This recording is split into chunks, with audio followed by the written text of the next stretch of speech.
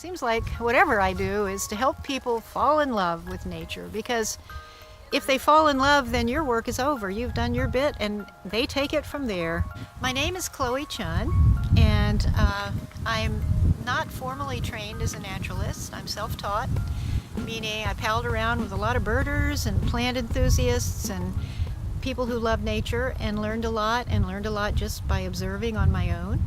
The four of us, Dorcas, Susan, Fred, and I, met for a whole year and made our plans, which from scratch, that was a lot of planning. You know, all the lessons and all the field trips. To have a speaking acquaintance with all the beings around us that we're related to, but maybe forgot that we're related to everybody around us. And by speaking acquaintance, it's always nice to be able to greet them by name, to know who they are, and to stand up for our fellow beings when they need us. My name is Susan Hayward. Should I look at that? Why should they follow you into the woods? Who are you, and what expertise do you bring to this? Dorcas set the bar, so that kind of almost university level content was there from the get-go. The challenge was, how do we meet the needs of adult learners who have lives and have jobs and have children? What do adults need to know as naturalists to take it effectively and successfully into the community? I want to be sure to thank the students over the last 5 years for allowing us to measure those changes and respond to them and make the next year better. There's always Mother Nature who's going to throw you a curveball.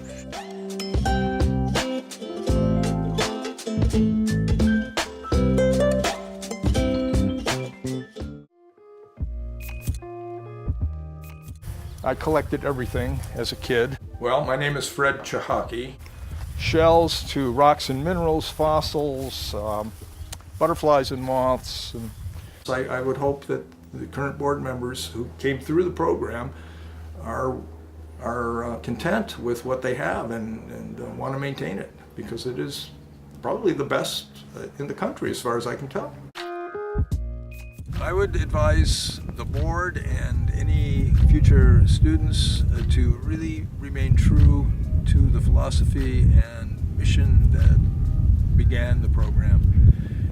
It's essential, I think, to have a very comprehensive approach to natural history, cover as much of the eclectic world of nature as possible in order to get a real feel for the interrelatedness and connection of all things. See, that's what the history part of natural history is about. It's about the unfolding stories, the stories that are just emerging. You know, they're just really never ending. There's so many levels to the story, so many implications, and so many lovely amazements and subtleties and wonders that are just coming up, bubbling out of this.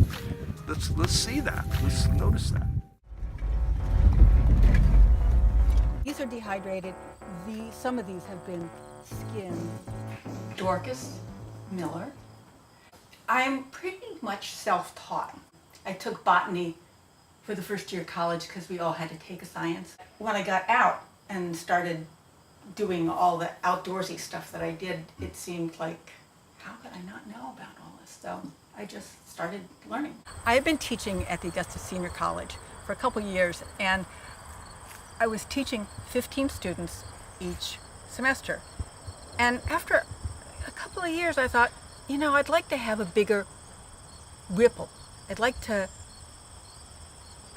do something that will reach more people. And then I saw somebody wearing a vest with a patch that said Texas Master Naturalist Program. And I went, what is this? Maine needs one. Somebody ought to start it. I ought to start it. So I called people I knew. Eventually I called some people I didn't know. We got everybody together and we worked on all the details and set up the program. That was in November, and we started the following September. We got organized as a nonprofit, and we got a grant to start, and we put out notices, and we got a lot of students. We had a pretty good idea of what we wanted, which was good old-fashioned natural history.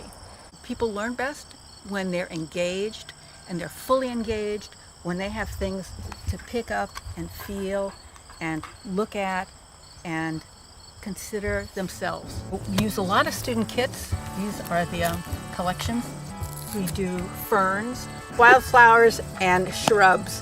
How to identify trees by just looking at their twigs. We also look at bark. People can pick it up and look at this beautiful insects. Lichens are not plants. Skulls to look at behavior. Scat, the feet are paddles. They're huge. A mole digs its way through life. We have this wonderful course, and people are involved and take it and learn and get really excited and go out and share with groups in their home. It's great. There's a naturalist network here in Augusta. I want to do something. I call them up. Hey, there's otter scat down on the ice along the Kennebec. You have to come now and look at it.